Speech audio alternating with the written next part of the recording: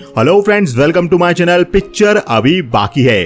तो दोस्तों, आज की हमारी मूवी है स्टीलिंग रेड एंड साले, और ये मूवी एक बहुत ही अच्छी crime drama action thriller movie है और IMDb पर इस मूवी की रेटिंग 7.3 है। इसलिए दोस्तों, ये मूवी आपको सरप्राइज करेगी, इसलिए वीडियो को पूरा देखिएगा और अंत तक देखिएगा। वीडियो पसंद आए तो कमेंट सेक्शन में यस जरूर टाइप कीजिएगा। वीडियो को ज्यादा से ज्यादा लाइक कीजिए, क्योंकि आपका एक लाइक हमारे लिए बहुत ही कीमती है। तो मूवी की शुरुआत में हमें पीको नाम के लड़के को दिखाया जाता है, जो कि एक बहुत ही महंगी पेंटिंग की कॉपी बना रहा होता है। पीको के पास उस पेंटिंग के कुछ रेफरेंस फोटो थे और उन्हें देखकर ही वो पेंटिंग की कॉपी बना रहा था। जब वो पूरी पेंटिंग की कॉपी बना लेता है तो वो ओरिजिनल पेंटर का साइन भी नीचे कर देता है। पीको की बनाई गई उस पेंटिंग को एक एग्जीबिशन में असली बताकर 900 मिलियन इंडोनेशियन रुपये में बेच दिया जाता है। मूवी में आगे हमें दिखाया जाता है कि पीको जेल में किसी से मिलने जा रहा होता है, तभी उससे उसका फ्रेंड यूकप का कॉल आता है और यूकप पीको को बताता है, जो पेंटिंग तुमने बनाई थी मैंने उसके 50 मिलियन रुपए तुम्हें भेज दिए हैं। आगे मूवी में हमें यूकप नाम के पीको के फ्रेंड के बारे में बताया जाता है। यूकप एक बहुत अच्छा हैकर भी होता है और पीको उसका खास फ्रेंड होता है।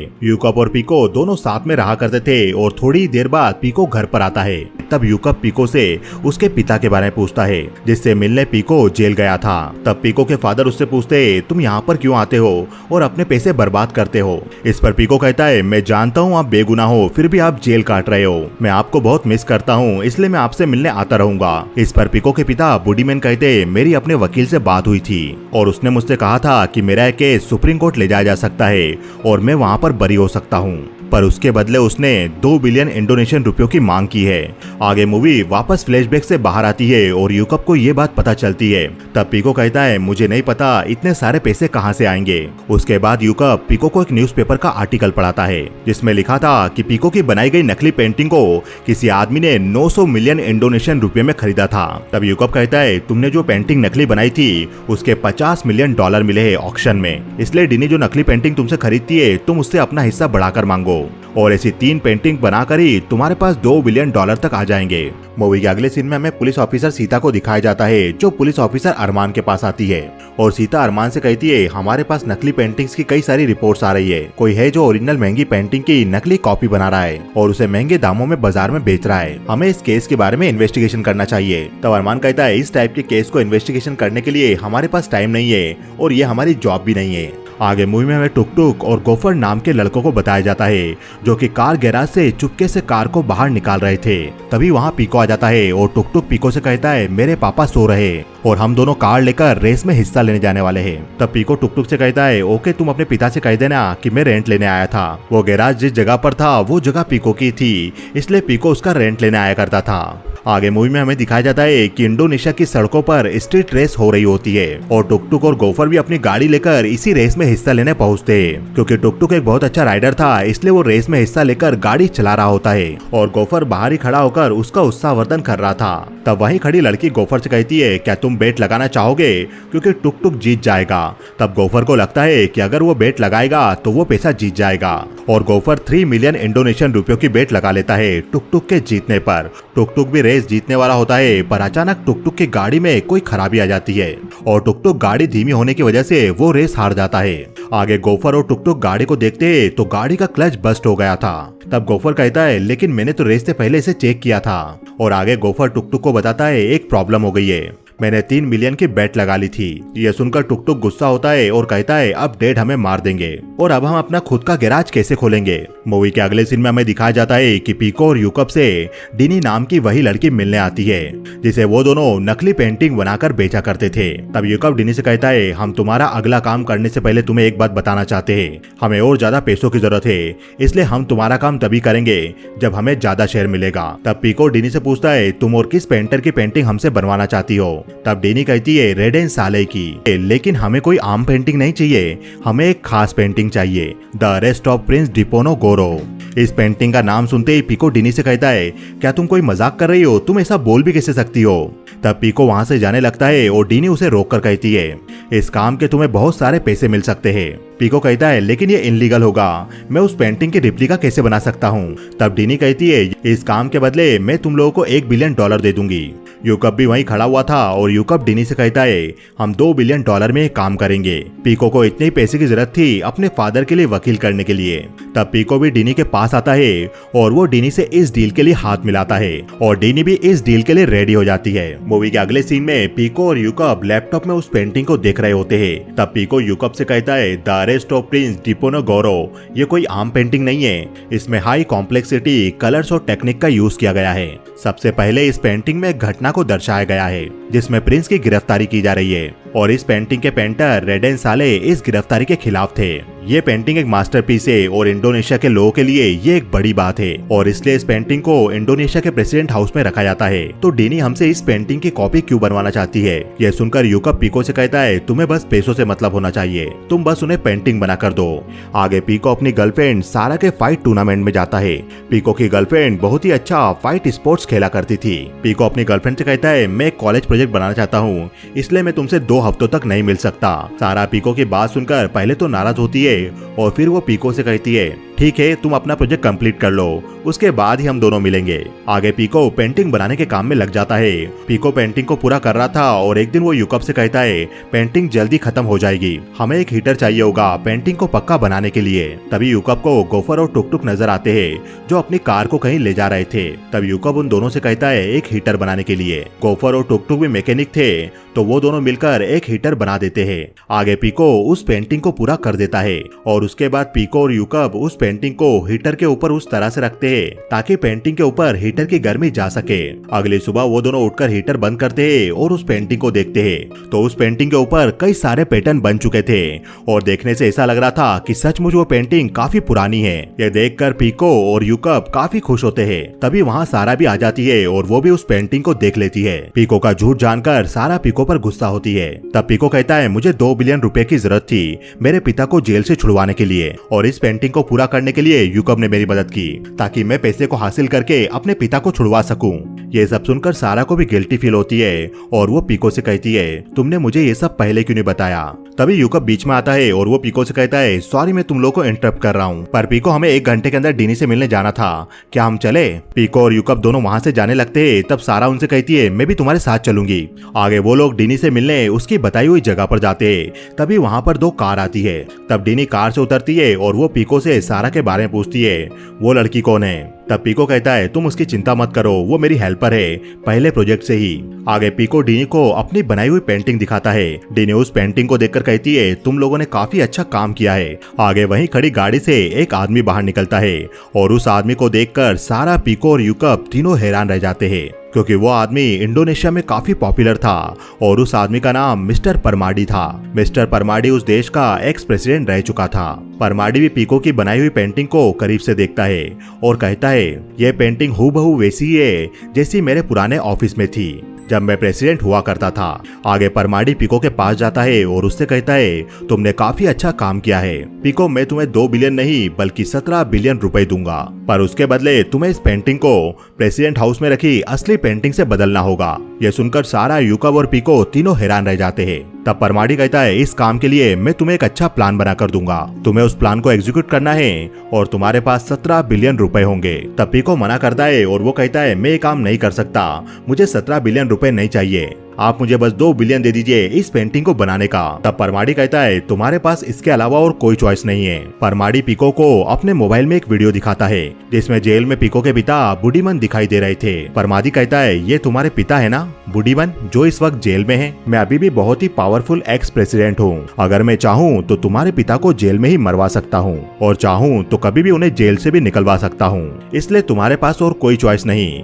मैं तुम्हें अभी 500 मिलियन रुपए दे रहा हूँ, तुम अपनी टीम बनाओ और तैयारी करो क्योंकि ये काम तुम्हें ही करना होगा। आगे परमाडी गाड़ी में बैठकर वहाँ से निकल जाता है। पीको भी काफी दुखी था, उसे भी अपने पिता की चिंता सता रही थी। तब सारा उसे समझाने लगती है, हम ये सब नहीं कर सकते, हम कोई चोर नहीं है। तब वहीं खड़ा यूकअप कहता है, हाँ मैं मानता हूँ हम लोग चोर नहीं है और हमें ज्यादा एक्सपीरियंस भी नहीं है, पर ऐसा भी नहीं है कि हम ये काम नहीं कर सकते हैं। बात सिर्फ ये है कि अगर हम ये काम कर देंगे तो हमें और ज्यादा फायदा होगा, क्योंकि हमें 17 बिलियन रुपए मिलेंगे और पीको के फादर भी जेल से छूट जाएंगे। सारा को भी पैसों की जरूरत थी और वो भी धीरे धीरे इस काम के लिए अपना मन बनाने लगती है और वो कहती है, क्यों ना हम इस काम को सही से करें और सारा पैसा हमारा हो सकता है। आगे वो तीनों एक्स प्रेसिडेंट परमादी के बनाए हुए प्लान पर काम करने लगते हैं। परमादी ने उन्हें पैसों के साथ एक फाइल भी दी थी जिसमें उस प्लान की सारी डिटेल्स थी। परमादी ने उन्हें बताया था कि उस पेंटिंग की नेशनल म्यूजियम में एग्जीबिशन होने वाली है, जब उस पेंटिंग को प्रेसिडेंट हाउस से एग्जीबिशन में ले जाया जा रहा होगा और उसी वक्त पीको, सारा और यूकअप को सिक्योरिटी ट्रक में वो पेंटिंग बदलनी होगी। परमादी ने उन लोगों को सिक्योरिटी ट्रक की कंपनी का नाम भी बता दिया था। सिक्योरिटी ट्रक कंपनी के बारे में जितना डाटा हैक करके निकाल सकता था वो सारा डाटा इंटरनेट से निकाल लेता है और यूकअप सारा और पीको से कहता है, हमें ट्रैफिक की कंडीशन और डिलीवरी टाइम पता करना होगा और हमें रास्ते में सेफेस्ट पॉइंट ढूंढना होगा जहां पर हम पेंटिंग्स की अदला बदली कर सके, पर हमें इसके लिए एक अच्छा ड्राइवर भी चाहिए होगा जो हमारी सारी कंडीशन फुलफिल कर सके। ये सुनकर पीको बाहर जाने लगता है और वो यूकअप से कहता है, मेरे पास इसके लिए एक अच्छा आइडिया है। आगे हमें टुक टुक और गोफर को दिखाया जाता है जिन्हें उनके पिता डांट रहे थे। तब उन दोनों के पिता वहाँ से चले जाते हैं और पीको उन दोनों से कहता है, अगर तुम लोगों को पैसा चाहिए तो मेरे साथ चलो। आगे पीको उन दोनों को अपने घर पर लेकर आता है और उन्हें पूरा प्लान बताता है। जब पीको उन दोनों को बताता है कि उन्हें इस काम के लिए 3 बिलियन रुपए मिलेंगे, ये सुनकर वो दोनों ही प्लान में भाग लेने के लिए खुशी खुशी तैयार हो जाते हैं। आगे पीको उन्हें बताता है, बस अब एक ही प्रॉब्लम है, हमें उस लॉजिस्टिक कंपनी का डेटा ऑनलाइन नहीं मिल पा रहा है। तब यूकअप कहता है, और इसलिए हमें इन्फॉर्मेशन निकालने के लिए खुद ही रात में उस कंपनी में जाना होगा। आगे वो लोग रात में एक नकली गन लेकर और मास्क पहनकर उस कंपनी के अंदर जाते हैं उनका डेटा चुराने, पर वहाँ का सिक्योरिटी गार्ड उन लोगों को देख लेता है और वो लोग वहाँ से बचकर निकल जाते हैं। उनका ये प्लान फेल हो जाता है और उन्हें लगता है कि मिशन के पहले स्टेप में सब कुछ खत्म हो जाएगा। आगे यूकअप उन लोगों से कहता है, हम गलत थे, हमारा ये तरीका सही नहीं था, हमें किसी और को हमारे ग्रुप में इन्वॉल्व करना होगा जो इन सब चीजों में आगे हो, जो सारी इन्फॉर्मेशन आसानी से निकाल सके और जो काफी अमीर भी हो और जिसके कई सारे कॉन्टेक्ट भी हो। पीको के दिमाग में ऐसा कोई भी नहीं आता। तब यूकअप कहता है, मैं एक ऐसे इंसान को जानता हूँ। आगे वो लोग एक इनलीगल कैसीनो पहुंचते जहां पर उन्हें एक लड़की मिलती है जिसका नाम फेला था। फेला वहाँ पर एक बुकी का काम किया करती थी और वो काफी अमीर घराने से भी थी। फेला ये सारे काम सिर्फ एडवेंचर के लिए किया करती थी। यूकअप कैसीनो में फेला को इम्प्रेस करता है और उसके साथ गेम खेलने के बाद उसे एक ऑफर देता है कि उसे 3 बिलियन रुपए मिल सकते हैं अगर वो उनके साथ चलने के लिए तैयार हो। फेला भी मान जाती है और यूकअप फेला को लेकर अपने अड्डे पर पहुंचता है। तब फेला को देखकर टुक टुक और गोफर उस पर गुस्सा होते हैं, क्योंकि उसी की वजह से उन लोगों ने 3 मिलियन रुपए खोए थे उससे शर्त लगाकर, और गोफर और टुक टुक वो ग्रुप छोड़कर जाने लगते हैं। तब पीको उन दोनों को शांत कर उन्हें अपने साथ रहने के लिए बोलता है और पीको कहता है, हमें बस अपना मिशन पूरा करना है और फिर हमें हमारे हिस्से के पैसे मिल जाएंगे। मूवी के अगले सीन में पुलिस ऑफिसर अरमान पुलिस ऑफिसर सीता के पास आता है और अरमान सीता से कहता है, हमें ड्यूटी मिली है नेशनल एसेट्स को गार्ड करने की, कोई इस काम को नहीं करना चाहता इसलिए काम हमें करना पड़ेगा और अब तुम मेरी टीम में हो। तब सीता फाइल देखती है और उसे पता चलता है कि ये case famous painting the arrest of Prince Diponegoro के बारे में था, जिसके पेंटर फेमस रेडेन साले थे। यानी पुलिस को सूचना मिल चुकी थी कि उस पेंटिंग को चोरी किया जाने वाला है। आगे पीको और यूकअप फेला को अपना प्लान बताते हैं। तब फेला कहती है, वैसे तुम लोगों का प्लान तो ठीक है पर इसमें कई सारे लूप होल्स हैं। सबसे पहले हमें ये कैसे पता चलेगा कि जो ट्रक कंपनी पेंटिंग को ट्रांसफर करेगी उस दिन उस शिफ्ट में कौन काम कर रहा होगा। तब यूकअप बताता है, हमने इस बारे में पता करने की कोशिश की थी पर हम लोग फेल हो गए। तब फेला कहती है, इस काम के लिए हमें 2 लोगों को सिक्योरिटी ट्रक की कंपनी में नौकरी के लिए भेजना पड़ेगा और इस काम के लिए गोफर और टुक टुक को चुना जाता है। आगे फेला उन दोनों की नकली डिग्री बनाती है और फेला की मॉम एक अच्छी पोजीशन पर थी तो अपनी माँ की पावर का यूज करके फेला उन दोनों की नौकरी लगवाने के लिए सिफारिश करवाती है। आगे गोफर और टुक टुक दोनों की जॉब उस कंपनी में लग चुकी थी। एक दिन वो दोनों कंपनी के ट्रक को अपने गैराज पर ले आते हैं और वहाँ पर एक दूसरा ट्रक लाकर कंपनी के ट्रक जैसा ही पेंट उस दूसरे ट्रक पर करने लगते हैं। आगे गोफर और टुक टुक कंपनी के अंदर की सारी इन्फॉर्मेशन अपनी टीम को बता रहे थे और टुक टुक को पता चलता है कि एक आदमी की पेंटिंग एग्जीबिशन वाले दिन ड्यूटी लगने वाली है। तब टुक टुक उस आदमी से बात करता है और वो उसे बोलता है, मेरी एक लॉटरी लगी है जिसमें मुझे बाली की छुट्टियां मिल रही है, पर क्योंकि मैंने नया नया ज्वाइन किया है तो मैं अभी छुट्टी नहीं ले सकता। क्या तुम मेरी जगह बाली जाकर छुट्टियां बिताना चाहोगे? ये सुनकर वो एम्प्लॉय भी खुश होकर टुक टुक के ऑफर को एक्सेप्ट कर लेता है। आगे टुक टुक और गोफर पीको के पास आते हैं और वो उसे बताते हैं हमें पेंटिंग ले जाने वाले दिन की ड्यूटी मिल चुकी है। तब पीको टुक टुक और गोफर को वो ट्रक दिखाता है जो उन लोगों ने पेंट कर लिया था। वो ट्रक अब बिल्कुल कंपनी के ट्रक की तरह ही दिखाई दे रहा था। अब मूवी में हमें वो दिन दिखाया जाता है जब पेंटिंग एग्जीबिशन होने वाली थी।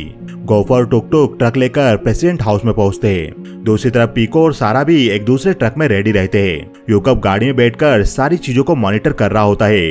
वो लैपटॉप में ट्रैफिक मूवमेंट देख रहा होता है। उनके प्लान के अकॉर्डिंग उन्हें सारा काम एक अंडरपास में करना था। सबसे पहले फेला अपनी गाड़ी लेकर अंडरपास से बाहर निकलती है और अंडरपास के एग्जिट पर अपनी गाड़ी रोक देती है। उसने गाड़ी में सिस्टम लगा रखा था जिसके कारण गाड़ी से धुआं निकलने लगा था और फेला की गाड़ी के कारण अंडरपास का सारा ट्रैफिक ब्लॉक हो गया था। दूसरी तरफ टुक टुक और गोफर भी अपना ट्रक लेकर अंडरपास की तरफ बढ़ने लगते हैं और पीको भी अपना ट्रक लेकर टुक टुक के ट्रक के पीछे चल देता है। तभी ट्रक के पीछे पुलिस ऑफिसर सीता और अरमान भी आ रहे थे और ऑफिसर सीता ये देखकर हैरान होती है कि अंडरपास के अंदर एक ही जैसे दो ट्रक क्यों जा रहे हैं। टुक टुक जो ट्रक चला रहा था उसके आगे दो मोटरसाइकिल भी चल रही होती है और जैसे ही ट्रक अंडरपास के अंदर पहुंचता है टुक टुक अपनी गाड़ी को स्लो कर देता है और उनके आगे चलने वाली मोटरसाइकिल थोड़ी आगे निकल जाती है। उसके ठीक पीछे पीको भी अपना ट्रक लेकर पहुंच चुका था। क्योंकि अब अंडरपास के अंदर जाम लग चुका था इसलिए सारी गाड़ी एक ही जगह जाकर खड़ी हो गई थी और पीको अपनी गाड़ी को टुक टुक की गाड़ी के पास ले जाने लगता है ताकि वो लोग ट्रक की अदला बदली कर सके।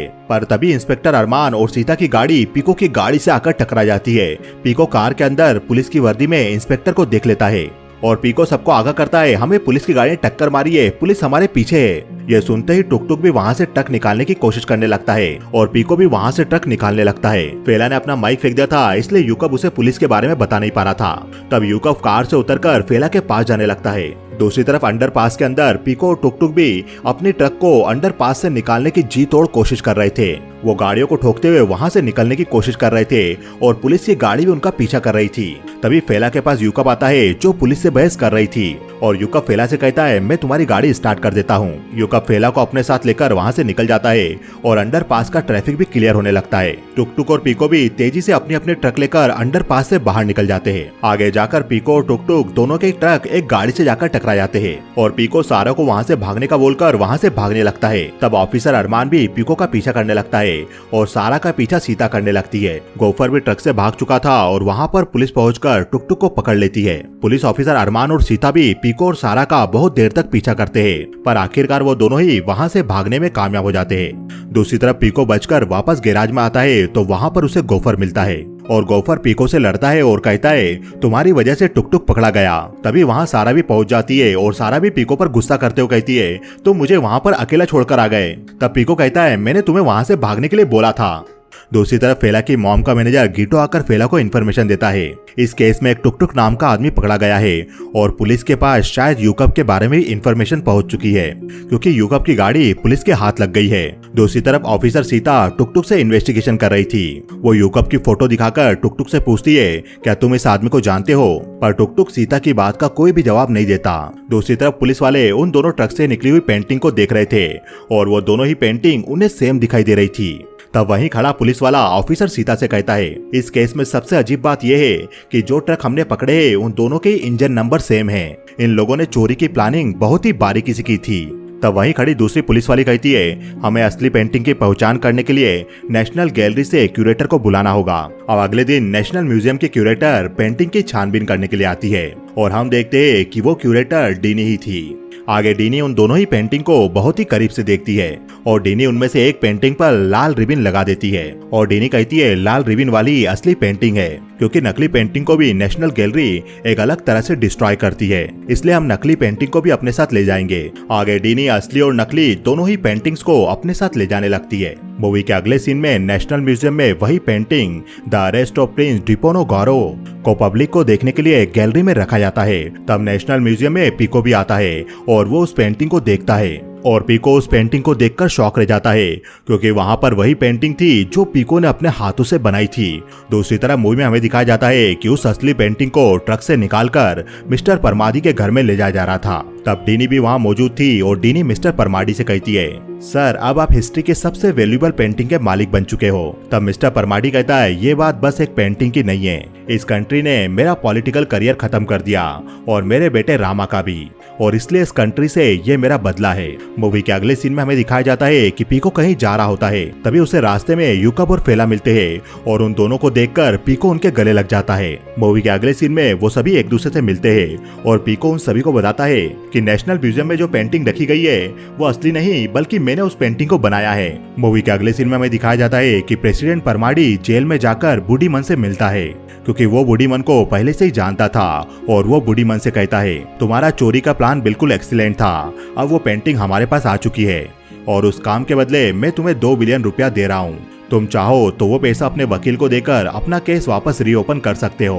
तब बूढ़ी मन कहता है लेकिन तुमने तो कहा था तुम सुप्रीम कोर्ट जज को जानते हो और तुम जज के साथ सेटिंग करोगे मुझे छुड़वाने के लिए। तब परमाडी कहता है मैं अब प्रेसिडेंट नहीं रहा इसलिए मैं ये सब नहीं कर सकता, तुम्हें तुम्हारे पैसे मिल चुके हैं, तुम जो चाहो वो कर सकते हो। तब बूढ़ी मन परमाडी को धमकी देते हुए कहता है मैं इस बारे में सबको बता दूंगा कि तुमने किस तरह से वो पेंटिंग चुराई है और असली पेंटिंग तुम्हारे पास है।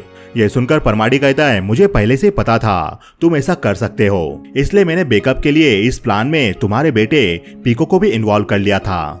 अगर अब तुम किसी को कुछ बोलोगे तो तुम्हारा बेटा भी जेल में जाएगा पेंटिंग चोरी के इल्जाम में। यह सुनकर बूढ़ी मन को गुस्सा आता है और वो परमाडी को एक पंच मारता है। तब परमाडी अपने आदमियों से बूढ़ी मन को पिटवाने लगता है। मूवी के अगले सीन में हमें दिखाया जाता है कि टुक टुक को जेल से रिहा कर दिया गया था, क्योंकि वो सिक्योरिटी कंपनी का एम्प्लॉय था और उसने बोल दिया था कि वो ट्रक लेकर इसलिए भागा था क्योंकि उसे लगा था कि ट्रक से पेंटिंग चोरी की जाने वाली है और इसलिए टुक टुक को रिहा कर दिया जाता है। पर उसने पुलिस को यूकब के बारे में कुछ नहीं बताया।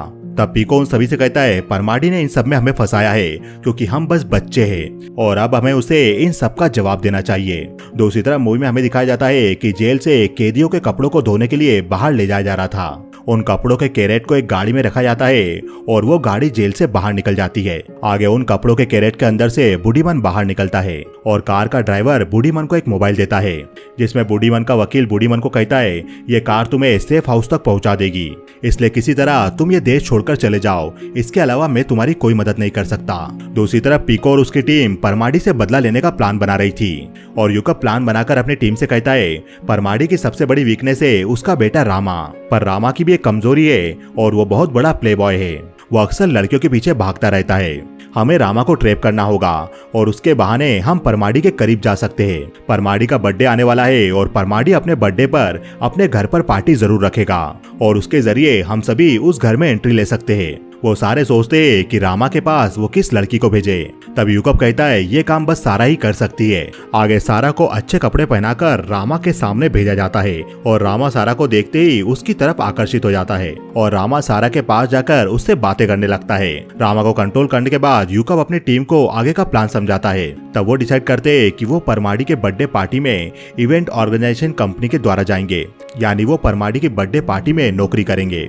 ये सुनकर गोफर और टुक टुक कहते क्या ये काम भी हमें करना पड़ेगा। तब पीको कहता है नहीं, इस बार यूकब और हम लोग जाएंगे बर्थडे पार्टी में काम करने के लिए। आगे फेला अपनी बिजनेसमैन मॉम से मिलती है और वो अपनी मॉम से कहती है मैं एक बिजनेस शुरू करने का प्लान कर रही हूँ इवेंट ऑर्गेनाइजेशन कंपनी का, और फेला अपनी माँ की हेल्प से इवेंट ऑर्गेनाइजेशन कंपनी खरीद लेती है। ये वही कंपनी थी जो परमाडी के बर्थडे पार्टी में इवेंट ऑर्गेनाइजेशन करवा रही थी। आगे फेला को उस कंपनी के द्वारा परमाडी के घर के सारे प्लान मिल जाते हैं और साथ ही साथ फेला अपनी कंपनी में यूकब और पीको को भी नौकरी दे देती है।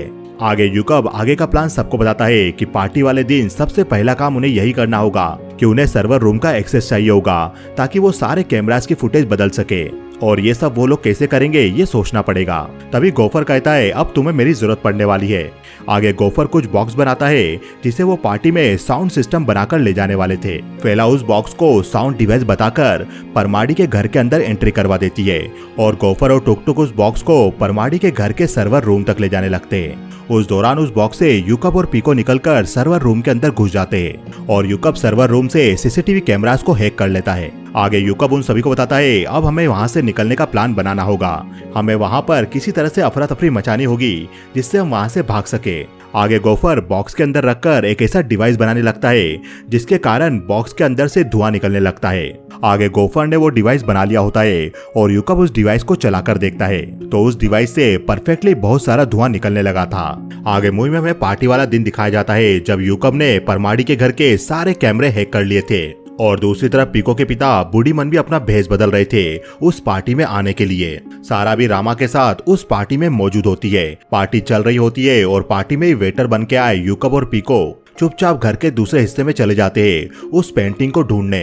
तब सीसीटीवी कैमरा पर नजर रखने वाला आदमी स्क्रीन पर देख रहा था, पर उसे घर के उस हिस्से में कहीं भी यूकब और पीको दिखाई नहीं दे रहे थे, क्योंकि यूकब ने पहले ही कैमरास को हैक कर लिया था। पीको और यूकब परमाडी के ऑफिस के अंदर जाते हैं और ऑफिस के अंदर उन्हें वो पेंटिंग लगी हुई मिल जाती है। वो दोनों अपनी टीम को माइक के जरिए बताते हैं हमें वो पेंटिंग मिल चुकी है। आगे पीको और यूकब उस पेंटिंग को ले जाने की तैयारी करने लगते। तभी पीको की नजर वहीं लगी दूसरी पेंटिंग पर पड़ती है और उस पेंटिंग को देखकर पीको कुछ सोचने लगता है। दूसरी तरफ गोफर और टुक टुक भी उस धुएं वाले बॉक्स को घर के एक हिस्से पर लेकर आ गए थे। गोफर अपने रिमोट में धुआं निकालने का बटन दबा देता है, पर वो बॉक्स अब काम नहीं कर रहा था, उसमें से धुआं नहीं निकल रहा था। टुक टुक यूकब को कहता है हम ट्राई कर रहे पर ये काम नहीं कर रहा। अब ये सारी बातें फेला भी सुन रही थी और उन सभी को समझ नहीं आ रहा था कि वो अब यहाँ से कैसे निकलेंगे। तभी फेला पार्टी में मौजूद सारा के पास जाती है और उसे बताती है गोफर का डिवाइस काम नहीं कर रहा है और पीको और यूकब दोनों रूम में हैं। तब सारा अपने आसपास देखती है और कहती है ओके मैं यहाँ पर कुछ हंगामा खड़ा करती हूँ, तुम उन्हें बोलो कि वो अपने प्लान पर काम जारी रखे। तब फेला यूकब और पीको से कहती है सारा कुछ करने वाली है, तुम तैयार रहना। आगे सारा परमाडी के बेटे रामा के पास जाती है और वो उससे कहती है मुझे ये पार्टी बहुत ही बोरिंग लग रही है। तब रामा कहता है तुम कहो तो कहीं हम अकेले चले, और ऐसा कहकर रामा सारा के शरीर को दबाने लगता है। तभी सारा गुस्से का नाटक करके रामा को एक पंच मारती है और फिर वहाँ पर परमाडी के कई सारे आदमी आ चुके थे और वो लोग भी सारा को मारने की कोशिश करने लगते हैं और सारा उन सभी से लड़ने लगती है। तभी बीच में एक लड़का आकर भी उन लोगों से लड़ने लगता है और सभी का ध्यान पार्टी में सारा और उस लड़के की लड़ाई पर ही था और वो सभी तालियां बजा रहे थे। तभी गोफर भी परेशान हो रहा था कि उसका बनाया हुआ डिवाइस काम नहीं कर रहा था।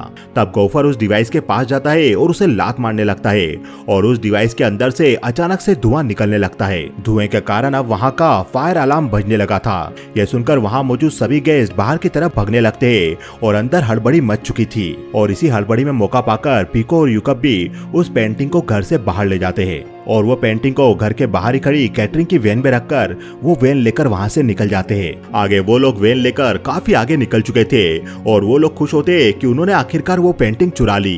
तभी उनकी वैन के सामने एक गाड़ी आ जाती है और उनकी वैन की टक्कर हो जाती है और उस वैन से दो नकाबपोश आदमी निकलकर पीको और यूकब को मारने लगते हैं। उनसे लड़ते हुए यूकब उनमें से एक आदमी का नकाब निकाल देता है। तब यूकब और पीको देखते हैं कि वो पीको के डैड बूढ़ी मन थे और पीको अपने डैड को देखकर शॉक रह जाता है। पीको के डैड परमाडी के घर पर पेंटिंग चुराने आए थे, पर बाद में उन्होंने पीको और यूकब को वो पेंटिंग ले जाते हुए देख लिया था। तब पीको अपने डैड से कहता है आपने ये सब क्यों किया, मैं आपको छुड़ाने के लिए ये सब कर रहा था। तब पीको के डैड पीको को समझाते हुए कहते परमाडी हम दोनों को ही फंसाना चाहता था, मेरे पास एक ही रास्ता था कि मैं जेल से निकल जाऊं, तुम मुझे माफ कर देना। और ऐसा कहकर पीको के डैड वो वैन लेकर वहां से निकल जाते हैं जिसमें पेंटिंग थी। पीको के डैड उसे हमेशा के लिए छोड़कर वो पेंटिंग लेकर निकल गए थे। तभी वहां पर वैन लेकर फेला, सारा, टुक टुक और गोफर भी पहुंच जाते हैं। पीको बहुत दुखी था तो वो सभी पीको को लेकर अपने साथ जाने लगते हैं और दूसरी तरफ पीको के डैड भी वैन में वो पेंटिंग लेकर जा रहे थे। तभी पीको के डैड को कुछ गड़बड़ महसूस होती है और पीको के डैड उस पेंटिंग को चेक करते जो उनकी वैन में थी, तो वो painting the arrest of Prince Diponegoro की नहीं थी। वहाँ पर वो दूसरी पेंटिंग थी जो परमाडी के ऑफिस में लगी हुई थी। पीको के डैड समझ जाते कि उसके बेटे ने उसके साथ धोखा किया। आगे हमें फ्लैशबैक का सीन दिखाया जाता है जब पीको और यूकब परमाडी के ऑफिस में थे और पीको वहीं पर लगी दूसरी पेंटिंग को देखकर यूकब से कहता है क्यों ना हम इन दोनों पेंटिंग को चुरा ले, तब हमारे पास प्लान ए और प्लान बी होगा। आगे वो दोनों वहाँ पर लगी उस दूसरी पेंटिंग को वहाँ से ले जाने लगते हैं और जो पेंटिंग चुराने आए थे उसे वहीं पर छोड़ देते हैं। पीको और यूकब ने प्लान किया था कि जब वो लोग पेंटिंग लेकर यहाँ से निकल जाएंगे तभी अचानक घर की लाइट जाएगी और गोफर, टुक टुक, रेड एंड साले की मेन पेंटिंग को साउंड मिक्सिंग बॉक्स में छिपाकर यहाँ से ले जाएंगे। जैसा उन्होंने प्लान किया था वैसा ही होता है। यूकब ने सर्वर रूम हैक कर लिया था तो घर की लाइट चली जाती है और गोफर, टुक टुक साउंड मिक्सिंग बॉक्स में वो पेंटिंग लेकर घर से बाहर निकल जाते हैं और वैन में उस बॉक्स को रखकर फेला और सारा को भी अपने साथ वहां से ले जाते हैं। आगे पीको की टीम अपनी वैन में रखे बॉक्स को ओपन करके देखती है तो रेड एंड साले की famous painting the arrest of Prince Diponegoro उसी बॉक्स में रखी हुई थी।